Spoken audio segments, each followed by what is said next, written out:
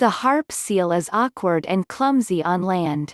But in the water, it is an elegant swimmer and an expert predator. These are fairly common animals in the oceans of the extreme north.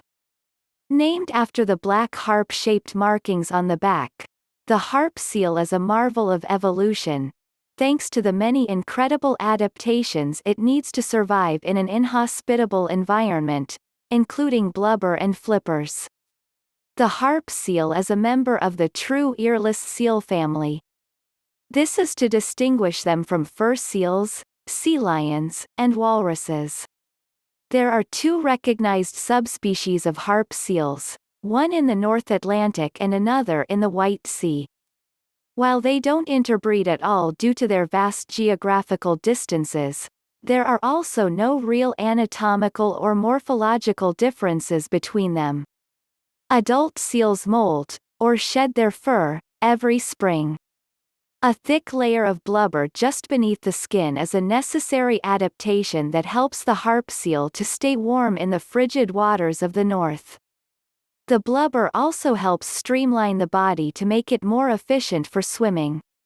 One of the more amazing facts is that seals have extremely flexible bodies. They can almost fold the upper half completely backwards. The harp seal can be identified as a member of the true earless seal family by the torpedo-shaped body and the presence of short front flippers, long hind flippers, large claws, short fur, and the lack of external ear flaps. They also have a long, tapered snout and a flat but wide head. The defining feature of this species is the black harp-shaped mark on the back and the hood on the head. This is surrounded by light gray fur, sometimes punctuated by black spots. Most harp seals measure between 5 and 6 feet long and weighs about 260 to 300 pounds. Males are generally larger on average than females and have more prominent markings. Some females never even develop the well-defined harp markings for which this species is known. Harp seals undertake a long migration every year in search of resources and mating opportunities. They sometimes move up to 3,000 miles round-trip between their winter breeding grounds, where they molt, mate, and raise young, and their summer feeding grounds, where they stock up on food for the year. The breeding colonies feature an immense concentration of seals, with up to 2,000 of them per square kilometer. It is not entirely known whether the colony has a distinct social organization or hierarchy to it, but when they reach their feeding grounds in the early summer, the seals then become solitary hunters and have minimal interactions with other members of the same species. Harp seals make a number of different sounds to communicate with each other, including clicks, trills, growls, and chirps. While they're not very vocal on the ice, they will make numerous underwater calls to attract mates and coordinate activities. The mother will also make a shrill call if her baby is threatened by a nearby predator. Pups likewise emit a yelling sound to alert the mother to their presence. Like all members of the true seal family, the harp seal has evolved numerous adaptations for its marine lifestyle. Its hind feet extend directly behind the body and are unable to rotate forward. In order to move on the land, it crawls or scoots forward on its belly. As poor and cumbersome as it is on land, however, the harp seal is an excellent swimmer in the water. Thanks to their oxygen-rich blood, harp seals can spend over 20 minutes beneath the surface, diving down to a depth of more than 1,300 feet. They have excellent vision and hearing underwater, but their sense of smell is comparatively poor and underdeveloped. They cannot smell at all underwater, because their nostrils are closed in order to prevent water from entering their bodies. The whiskers, also called vibrissae, also provide a well-developed sense of touch and vibration. The harp seal can be found in the frigid waters of the North Atlantic and the Arctic Oceans, hanging out near packs of floating ice. There are 3 distinctive populations, each with a unique habitat and migratory route. One Canadian population breeds in the Gulf of St. Lawrence and then travels north to the Hudson Bay, off the coast of Baffin Island, to feed in the early summer. Another population breeds near the small island of January Mayan and then travels north toward Svalbard and Greenland to feed.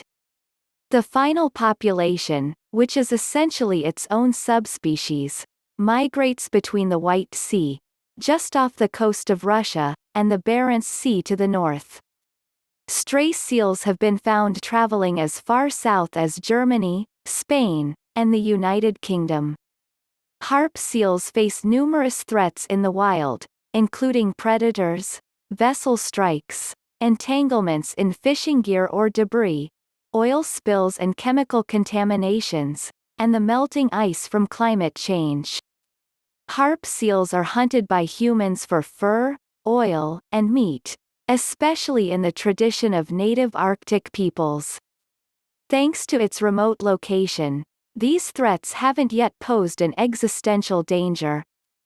However, as the climate warms, there are signs already that seals are struggling to cope with the lack of seal ice. Moreover, as the Arctic becomes more hospitable to humans, there could be more conflicts and negative interactions in the future. Harp seals are preyed upon by killer whales, polar bears, walruses, and Greenland sharks. The seal's natural speed and agility, plus its ability to easily transition from land to sea, and vice versa, offer useful defenses against hungry predators. Camera teams have sometimes captured footage of a desperate seal narrowly avoiding the clutches of a killer whale by climbing onto floating ice. Killer whales, too, will sometimes attempt to knock the seals off the ice by creating waves. The harp seal mating season takes place every winter. It isn't known how many mates each seal will have per year. They've been observed to have anywhere between 1 and several mates at a time. Even females have been seen with multiple male partners. Regardless, seal reproduction is full of interesting facts. The male initiates courtship with several elaborate rituals to attract a mate's attention. He may chase the female, wave his paw at her, or make bubbles and noises from beneath the ice where she has made an entry hole nearby. The competition for mates is fierce. The males will engage in fights by splashing and biting each other. There is also speculation that the female may choose her mate based on his anatomy. After copulating, the female has a long gestation period of 11.5 months, though 4 months of this is due to delayed implantation.